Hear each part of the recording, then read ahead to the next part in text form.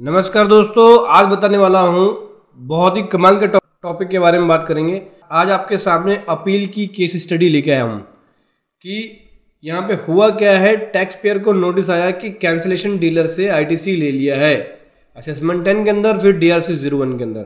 Tax payer ने उसका reply भी दिया, लेकिन ऑफिसर सेटिस्फाइड नहीं हुए और उसके बाद इसको डिमांड ऑर्डर इशू कर दिया डीआरसी 07 के अंदर, जहाँ पे बोल दिया कि भाई आपकी इतनी लायबिलिटी बनती है और आपको ये अमाउंट पे करना है। लगभग इनके ऊपर 13 लाख की डिमांड लगाई है इंटरेस्ट पेनल्टी के साथ ही। हुआ क्या था कि इन्होंने कुछ पार्टियों से परचेज करी थी, जिसका रजिस्ट्रेशन बाद में कैंसिल हुआ। उसकी वजह से ऑफिसर ने इनका आईटीसी डिसअलाउ कर दिया। ठीक है, यहाँ पे मैं पूरा एक अपील लेके आया हूँ कि कैसे अपील बनाना होगा और क्या क्या पॉइंट कवर कर सकते हैं इस तरह के केसेस में।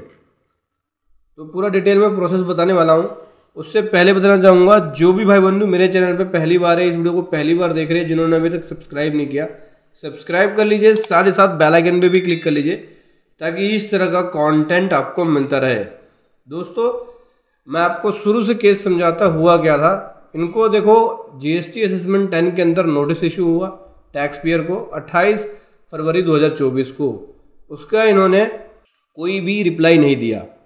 ठीक है, लेकिन उसके बाद इनको डीआरसी 01 इशू हुआ।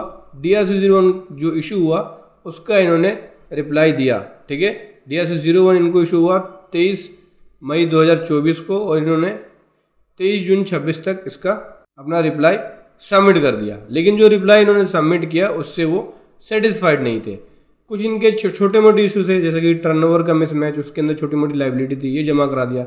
लेकिन जो मेजर इशू था वो था एक्सेस आईटीसी क्लेम का, और इनका था कि कुछ पार्टियों के जो रजिस्ट्रेशन है वो कैंसिल हुए। जैसे इस पार्टी का रजिस्ट्रेशन कैंसिल हुआ, ये 29 मई 2019 को कैंसिल हुआ। ठीक है, तो इन्होंने क्या काम किया, देखो 29 मई 2019 को कैंसिल हुआ, लेकिन उससे पहले तो इनका बिजनेस ऑपरेटिंग में था। इन्होंने क्या काम किया, मई महीने की पूरे मंथ की ही आईटीसी डिसअलाउ कर दी, जबकि सामने वाले टैक्स पेयर ने उसकी 3B फाइल करी, उस महीने का टैक्स भी भरा, सब कुछ किया। ठीक है, उसके बाद दूसरी पार्टी थी 31 अक्टूबर 22 को कैंसिलेशन हुआ। इन्होंने अपना 2019 के नवंबर के इनवॉइसेस को आईटीसी डिसअलाउ मार दिया।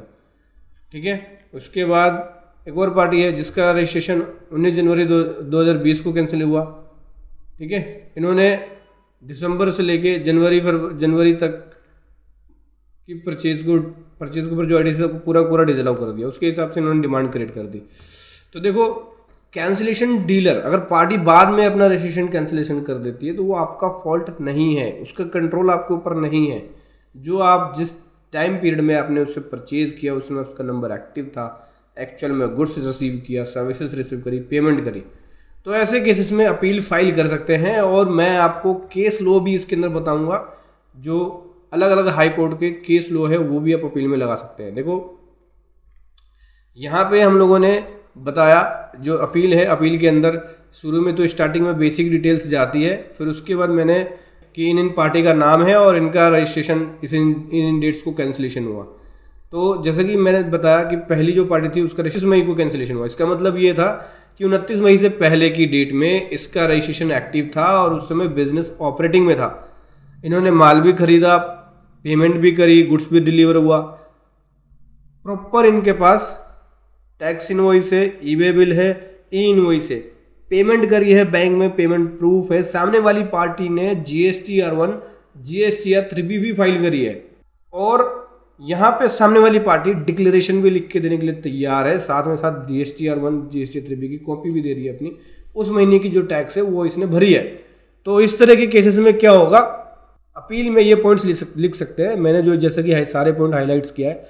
इसी प्रकार से दूसरी जो पार्टी थी, इसका रजिस्ट्रेशन जो कैंसिल हुआ वो 19-20 में नहीं हुआ, इसका रजिस्ट्रेशन कैंसिल हुआ 22 के अंदर जाके, यानी 22-23 में रजिस्ट्रेशन कैंसिल हुआ। तो 19-20 में तो इसका बिजनेस ऑपरेटिंग में था, 19-20 में सारी परचेज हुई, प्रॉपर एक्टिव नंबर था, बिजनेस ट्रांजेक्शन हो रही थी, बिजनेस ऑपरेशन हो रहा था, पेमेंट गई, प्रॉपर इसके पास टैक्स पेइंग डॉक्यूमेंट है। तो इसको भी आप अपील में लिख सकते हो कि हमारे पास ये चीज़ें हैं।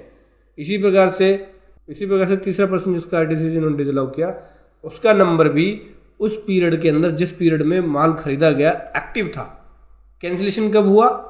जनवरी 2020 में, लेकिन दिसंबर 19 तक इसका नंबर एक्टिव था। दिसंबर 19 तक की परचेज सारी हमारी ओके है, जेन्युइन है, रिटर्न्स भी सामने वाली पार्टी ने फाइल करी, हमारे पास इनवॉइस है, एक्चुअल गुड्स रिसीव हुआ, पेमेंट्स भी है। तो यहाँ पे सेक्शन 16 सबसेक्शन 2 के टैक्स पेयर जो है वो सभी कंडीशन को सेटिस्फाइड कर रहा है।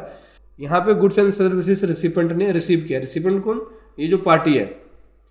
हमने यहाँ पे गुड्स एंड सर्विसेज एक्चुअल में रिसीव किया है। एक्चुअल में हमारे पास इनवॉइस है और इस इनवॉइस को पार्टी ने अपनी जो रिटर्न फाइल करी उसके अंदर दिखाया है। हमने इनवॉइस की पेमेंट करी है, हमारे पास लेजर है, बैंक में पेमेंट प्रूफ है, और सामने वाली पार्टी ने जो इनवॉइस पे टैक्स चार्ज किया है वो गवर्नमेंट को पे भी किया है, जो कि सेक्शन 16 सबसेक्शन 2 के सभी कंडीशन को सेटिस्फाइड करते हैं। ये आईटीसी हमारा इनएडमिसिबल नहीं होगा, डिसअलाउ नहीं होगा।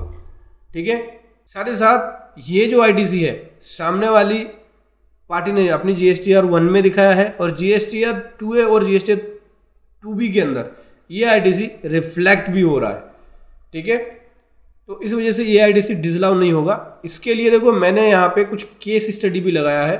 मद्रास हाई कोर्ट की जजमेंट है कि सप्लायर अगर प्रॉपर रिपोर्टिंग में फेल हो जाता है अपनी रिटर्न के अंदर ट्रांजेक्शन्स की, लेकिन सप्लायर ने टैक्स पे किया है, तो रिसिपेंट को पेनलाइज नहीं किया जाएगा इस एरर के लिए। रिसिपेंट का आईटीसी अलाउ होगा। लेकिन हमारे केस में क्या है, प्रॉपर रिपोर्टिंग भी है, सामने वाले पर्सन ने टैक्स भी पे किया है, 2A 2B के अंदर रिफ्लेक्ट भी हो रहा है, हमारे पास सेक्शन 16 सबसेक्शन 2 के सभी कंडीशन को सेटिस्फाइड कर रहे हैं, तो हमारा आईटीसी डिनाई नहीं होना चाहिए, डिसअलाउ नहीं होना चाहिए। कुछ और जजमेंट भी हैं, जैसे कि मैं आपको बता दूं, VS एंड कंपनी का जजमेंट है, जहां पे मद्रास हाई कोर्ट ने देखो सप्लायर जो ट्रांजेक्शन पीरियड था उस पीरियड के अंदर रजिस्टर्ड था, बाद में उसका कैंसिलेशन हुआ, तो उस केस में आईटीसी अलाउ किया जाएगा अगर सप्लायर का रजिस्ट्रेशन ट्रांजैक्शन पीरियड में एक्टिव था, बाद में कैंसिलेशन हुआ, तो जो ट्रांजैक्शन पीरियड का आईटीसी है वो अलाउ किया जाएगा। मद्रास हाई कोर्ट का जजमेंट है, ये भी देख सकते। मुंबई हाई कोर्ट के जजमेंट के अंदर भी यही कहा गया है कि सप्लायर ने सभी कंप्लायंसेस को कंप्लीटली फॉलो किया है, रिटर्न फाइलिंग करी है, टैक्स पे किया है उस पीरियड के अंदर जिस पीरियड में सेल और परचेज की ट्रांजैक्शन हो रही थी, बाद में उसका कैंसिलेशन हुआ, तो उस केस के लिए रिसिपेंट को पेनलाइज नहीं किया जाएगा, उसका आईटीसी अलाउ किया जाएगा। तो ये भी आप अपील में लगा सकते हैं। ठीक है। अपील का जो प्रोसेस होता है, एक प्रोफेशनल नॉलेज चाहिए होती है, तो हर कोई इसको फाइल नहीं कर सकता। आप चाहे तो अपील फाइलिंग के लिए हमारी पेड सर्विसेज ले सकते हैं, जिसका लिंक वीडियो के डिस्क्रिप्शन में है। तो समझ गए दोस्तों, अगर आपका भी आईटीसी डिसअलाउ कर दिया गया है और हैवी पेनल्टी लगा दी गई है, जहां पे कैंसिलेशन थी पार्टी का, मतलब पार्टी का रजिस्ट्रेशन कैंसिल हुआ, लेकिन उस पीरियड में नहीं जिस पीरियड में आपकी ट्रांजैक्शन हो रही थी सेल परचेज की, तो उस केस में आप अपील के प्रोसीजर में जा सकते हो, आपका आईटीसी डिसअलाउ नहीं होगा। वीडियो कैसी लगी जरूर बताएं। Thank you so much. जय हिंद, वंदे मातरम।